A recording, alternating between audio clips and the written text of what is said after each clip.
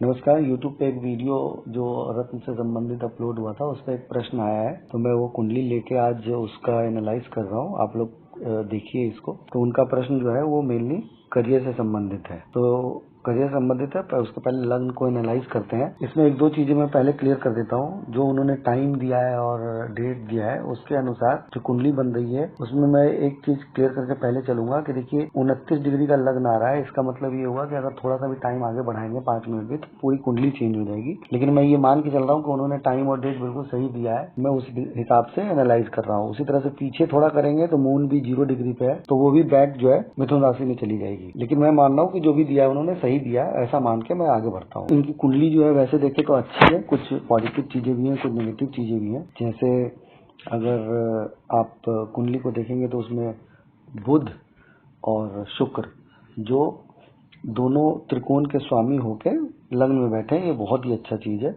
और शनि लग्न है, तो दोनों शनि के मित्र भी हैं, तो उस हिसाब से ये बहुत ही अच्छी बात हो गई। जो नेगेटिव चीजें हैं वो है कि जुपिटर अस्त हो गया है।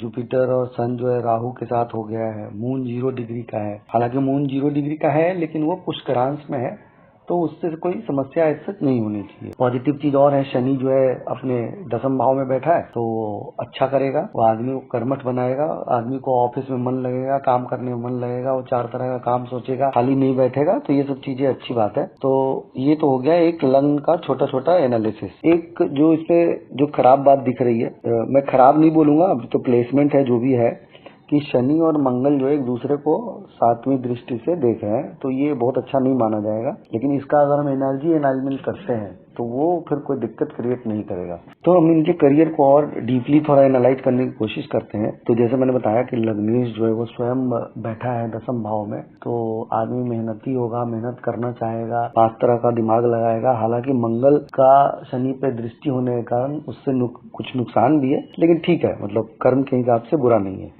हम इसमें थोड़ा नवांश और दशमांश भी निकालेंगे ताकि हम और उसको डीपली एनालाइज कर सकें। अब हमने नवांश निकाला है। इसमें अगर आप देखेंगे तो नवांश का जो 10वां हाउस है उसमें शनि और मंगल अगेन जो लग्न में था वो सेम चीज यहाँ पे रिपीट हो रहा है। जैसे लग्न में आपने देखा कि शनि और मंगल एक दूसरे को देख रहे हैं और 10वीं दृष्टि पे उसका 10वें हाउस पे उसका प्रभाव पड़ रहा है। सेम चीज यहाँ भी देखिए, 10वें हाउस में शनि और मंगल एक साथ बैठ गए हैं और शनि यहाँ पे 8वें का स्वामी भी है। तो ये 10वें का भी है लेकिन 8वें का भी स्वामी है। ये हमें एक चीज मिला।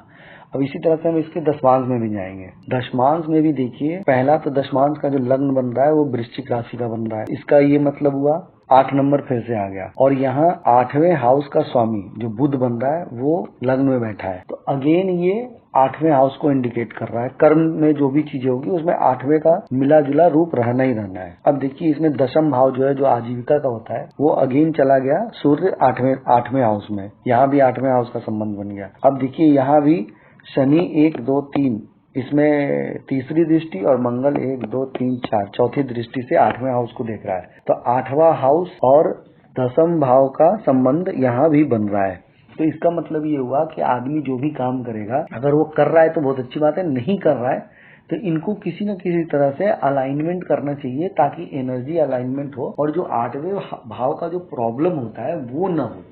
तो इनको करना क्या चाहिए, इनको हमेशा ऐसे काम करने चाहिए जिसमें थोड़ा रिसर्च हो। एक तो होता है सीए, माइनिंग, जो ज्योतिष, इस तरह का काम।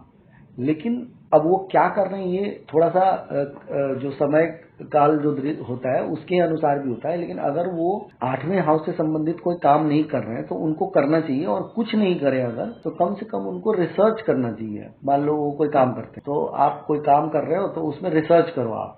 जैसे मान लो कि आप मोबाइल का काम करते हो तो आप मोबाइल से संबंधित रिसर्च करो। आप एआई के ऊपर काम करो, आप एआई से वीडियो बनाओ, आप मोबाइल को खोलो, उसमें क्या अंदर में क्या चीजें हैं उसको देखो। आप एसएमएस से रिलेटेड काम कर सकते हो, आप ऑडियो कॉन्फ्रेंसिंग से रिलेटेड काम कर सकते हो।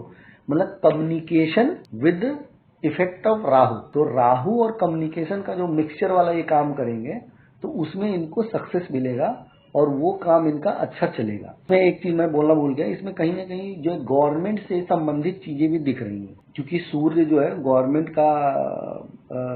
के बारे में बताता है। तो कहीं ना कहीं इनका संबंध जो है गवर्नमेंट से रिलेटेड भी कुछ न कुछ होना चाहिए। जैसे मान लीजिए ये सीएससी सेंटर ले लें गवर्नमेंट का, या गवर्नमेंट का आधार कार्ड बनाने का वो ले ले। तो आधार कार्ड भी देखिए कंप्यूटर और मोबाइल ये सब से बनता है और गवर्नमेंट का हो जाएगा, तो वो एक कॉम्बिनेशन बनेगा जो अच्छा काम करेगा। तो ये करियर से संबंधित हो गया। अब इसमें एक दो चीजें मैं बताना चाहूंगा, जैसे कि इनका जो लग्न है ना, उसके अनुसार इनको थोड़ा अपने रिलेशनशिप को ध्यान देना पड़ेगा, क्योंकि रिलेशनशिप में काफी सारी समस्याएं दिख रही हैं।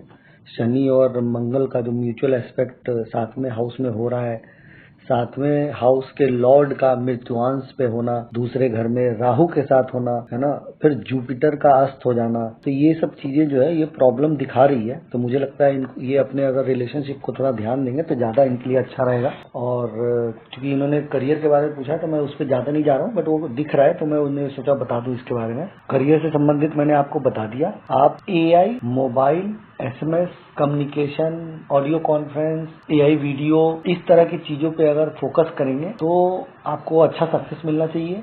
अगर आप शॉप खोले जिसमें आधार कार्ड बनता हो, जैसे CSC सेंटर्स वगैरह होते हैं, जो जन सुविधाएं केंद्र होती है, जो गवर्नमेंट से मिलता है और आप सर्विसेज देते हो, तो वो अच्छा काम करेगी। इसमें किसी भी तरह का राहु से संबंधित काम जो कि खास करके कम्युनिकेशन का हो, वो आपको बिल्कुल सूट करेगा। आपको वैसे काम ही करने चाहिए।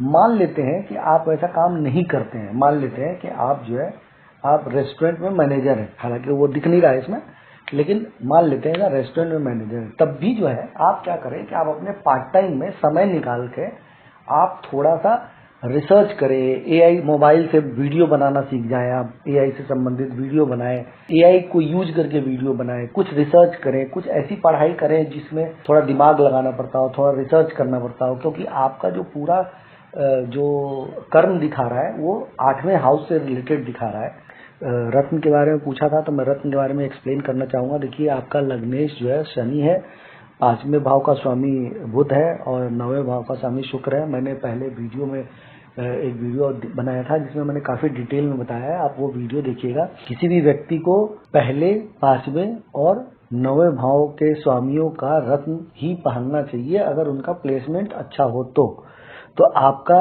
तीनों का प्लेसमेंट अच्छा है, शनि का भी प्लेसमेंट अच्छा है, बुध का भी प्लेसमेंट अच्छा है, शुक्र का भी प्लेसमेंट अच्छा है। किंतु इसमें एक छोटी सी सावधानी आपको बरतनी है, क्योंकि शनि और मंगल एक दूसरे को देख रहे हैं, तो आपको शनि का रत्न नहीं पहनना है। आप शुक्र और बुध का रत्न आप पहन सकते हैं।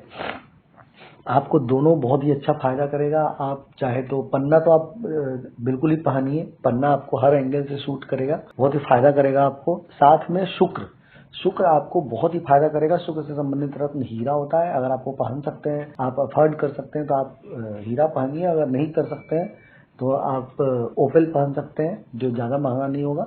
इसके अलावा कोई रत्न नहीं पहनना है आपको, राहु का रत्न भी नहीं पहनना है। जहां तक रही रत्न की बात, तो ये मैंने बता दिया, लेकिन मैं इसके साथ साथ चूंकि कुछ कॉम्बिनेशन आपके बहुत ज्यादा खराब है, तो मैं उसके लिए आपको ये बोलूंगा, जैसे आप रुद्राक्ष धारण कीजिए। आप 2 मुखी रुद्राक्ष चंद्रमा के लिए, 3 मुखी, 4 मुखी, 5 मुखी, 6 मुखी, ये सब बहुत सस्ते होते हैं, तो ये आप पहन ही लीजिए, इसमें कोई दिक्कत नहीं है। जो मंगल के भी काम आएगा, बुध के काम आएगा, गुरु के काम आएगा, शुक्र के काम आएगा। साथ में शनि का रुद्राक्ष 7 मुखी, राहु और केतु का 8 मुखी और 9 मुखी, और सूर्य के लिए जो मृत्युंश में है आपका, जो 7वें हाउस का लॉर्ड है वो मृत्युंश में है, तो वो बहुत ही खराब है आपके पत्नी के लिए। तो उसका आप 12 मुखी जो है सूर्य के लिए आप पहनिए।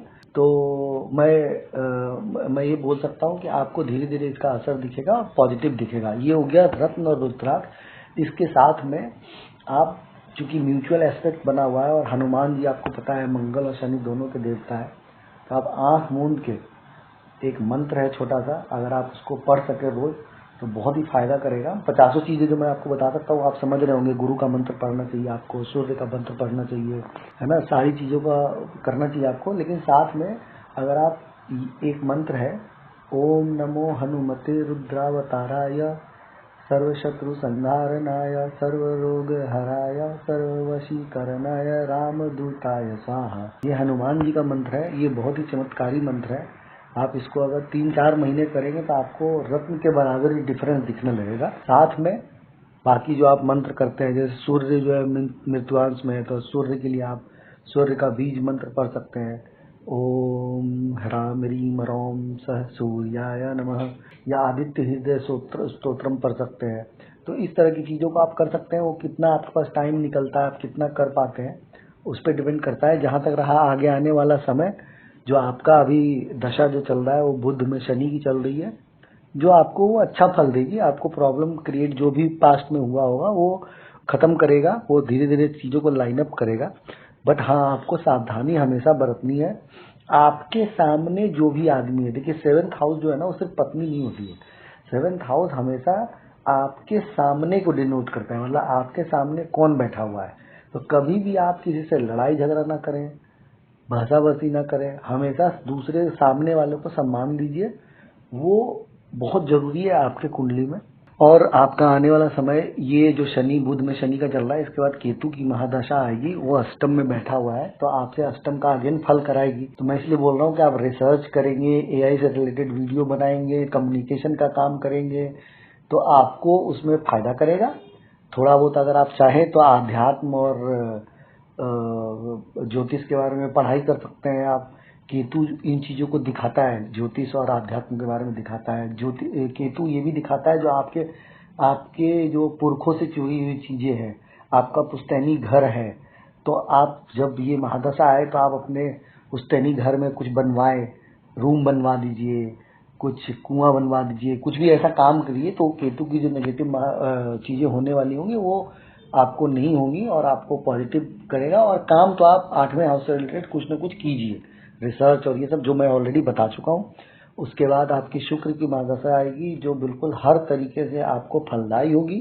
उसमें जीवन में उथल पुथल तो चलता ही रहता है, हर समय नेगेटिव पॉजिटिव होता है, बट ओवरऑल जो है वो आपके लाइफ का गोल्डन पीरियड होगा। तो उसमें आपको हर तरह से पॉजिटिव फल मिलेंगे। तो आप मेहनत करते रहिए, भगवान पे भरोसा रखिए, पूजा पाठ आप करते ही होंगे, और ज़्यादा कीजिए। और मैं उम्मीद करता हूँ कि ये वीडियो आपके काम आएगा, और भगवान आपको सुखी रखे, अच्छा रखे।